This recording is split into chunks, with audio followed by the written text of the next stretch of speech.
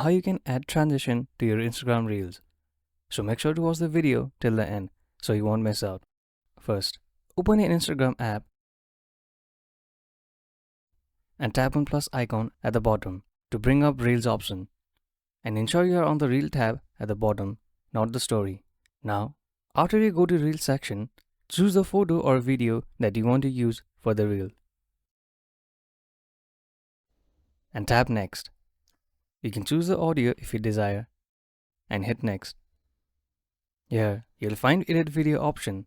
Tap on it. Now, to create a smooth transition, you'll find a transition option in the middle of each starting section. Tap on it. You can set multiple transition that you can use. Choose the one you like. And again, if you want the same transition on all your photo or video, then just simply tap on apply to all.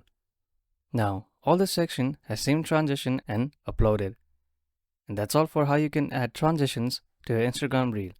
Thank you for watching. If you find this video helpful, please don't forget to give it a thumbs up and subscribe to our channel for more.